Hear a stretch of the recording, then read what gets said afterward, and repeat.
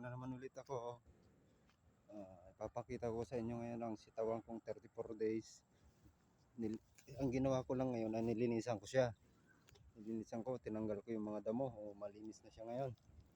Malinis siya. Ito na yung mga 34 days na sitaw. Makikita nyo po, malinis na. Dinamuhan ko po yan. Ginamasan ko yung mga damo. Po, malinis na po siya. Walang mga damo masyado. Ayan po. Yan po siya. Ito yung mga 34 days na sitaw na. Ano po, malinis na po. Malinis, walang kadamo-damo masyado.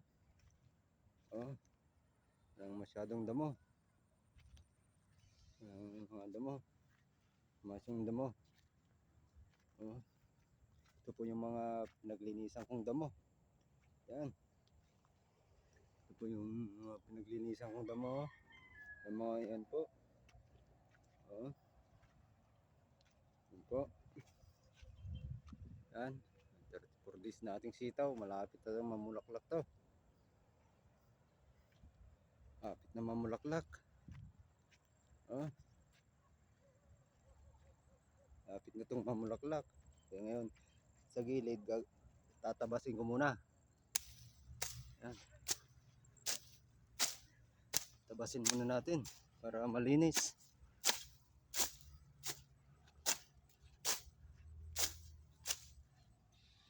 Yan po. Yan ang nalinis na po. Linis na po yung mga sigawan natin. Walang mga linis. Nalilinis na. Linis na po siya.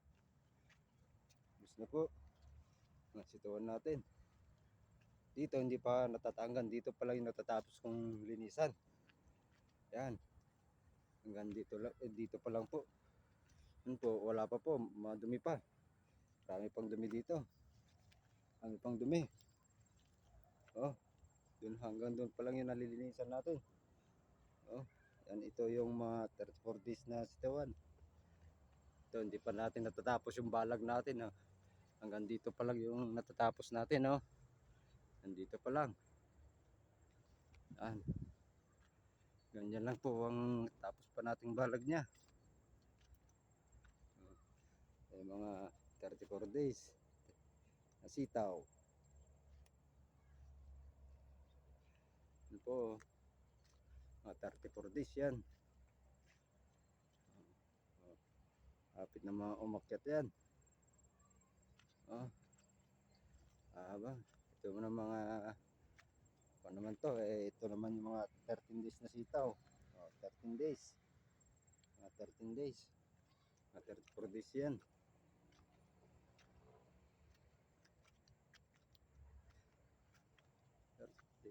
Hanggang dito na lang po ang aking update ngayon. Boy Sitaw.